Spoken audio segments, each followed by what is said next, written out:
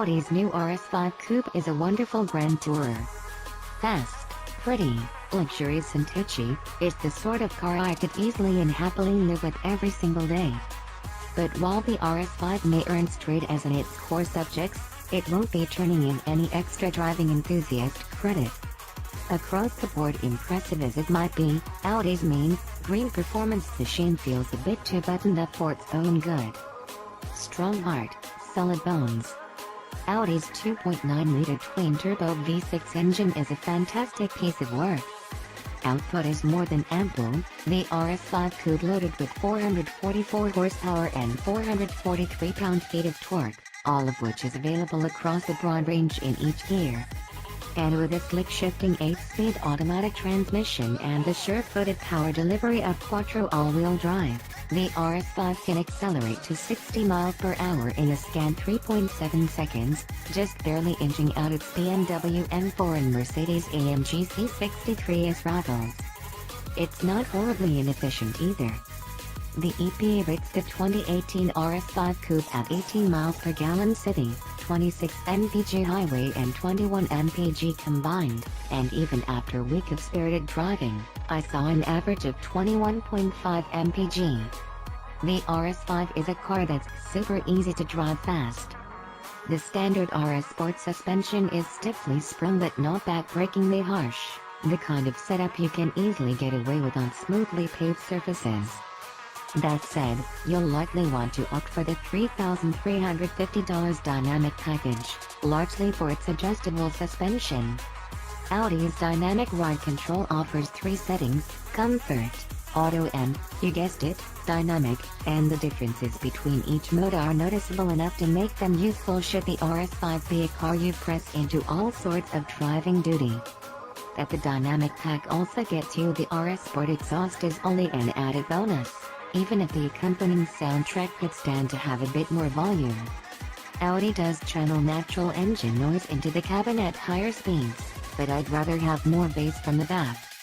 Alternatively, you can go for the $6,000 Dynamic Plus package, which bundles the aforementioned options and adds an increased 174 mph top speed, a carbon fiber engine cover and, most crucially, ceramic composite front brakes. The 174 mph top end is pretty much useless in the United States, aside from theoretical bragging rights, and while the ceramic brakes are plenty powerful and effective, the standard steel stoppers work just fine.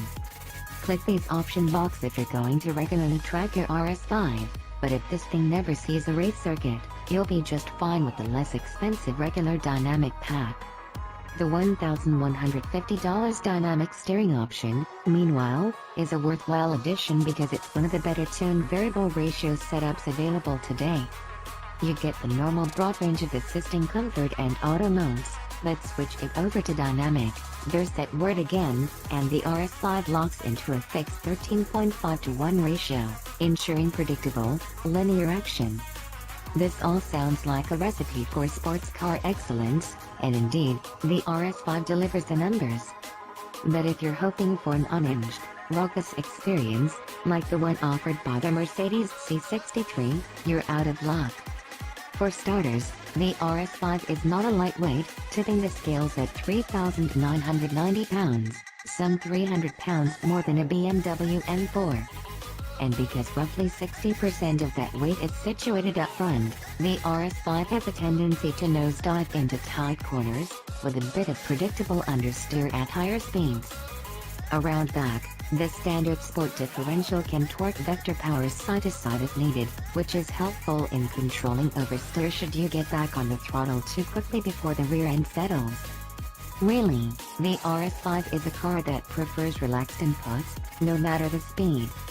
It would much rather blast down winding country roads than carve technical canyon corners. Make no mistake, the RS5 offers more involvement than a too-technical BMW M4, but it can't match the outright exhilaration of the rip-snorting C63. It's not just a grand tour in terms of driving style either. The RS5 is a world-class luxury car, with no shortage of comfort, convenience and tech features. For starters, the sports seats are supportive and comfortable, with tasteful honeycomb pattern contrast stitching. Color choices are pretty much limited to black or gray for the seats themselves, and the only available dash trim is gloss carbon fiber. Being a coupe, cabin occupancy is best reserved for two, but should you need to shove adults into the RS5's hindquarters, you'll find it isn't a total penalty box. You'll want the $2,600 navigation package, not for the embedded maps themselves, but for the addition of Audi's excellent virtual cockpit. This is one of the best digital gauge clusters available anywhere, and the more I use it, the more I enjoy the reconfigurable displays. There's even an RS-specific screen with a digital speedometer inside a rev counter, right in the middle, with additional performance data displayed to the right. Audi's MMI interface handles infotainment duties, with Apple CarPlay and Android Auto compatibility standard, as well as a Wi-Fi hotspot. The 8.3-inch center screen is plenty bright with crisp graphics, and the accompanying voice and handwriting recognition functions work as well as can be expected. My only real complaint is that the menu and submenu structure itself is a bit confusing when setting up some of the vehicle settings. There's no shortage of advanced driving aids either, even if you have to add the driver assistance package in order to get them. Fork over $3,300 and you'll get adaptive cruise control, lane keeping assist, a colorful head-up display, high beam assist, top-view camera and traffic sign recognition. The 2018 RS5 Sportback starts at $69,900, not including $975 for destination, but honestly, no one's buying them that cheap.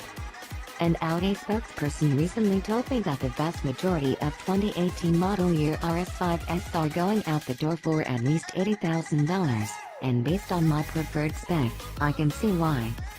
Audi offers the RS5 in a number of fetching hues, and I'd be remiss not to order mine in Sonoma Green, even if it does add $575 to the bottom line.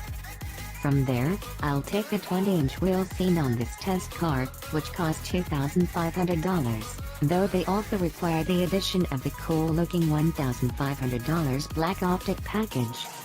As for other options, I'm taking the $2,600 navigation pack, $3,350 dynamic pack, not the dynamic plus option, $950 Bang & Olufsen premium sound system and $1,150 dynamic steering, for a grand total of $83,500.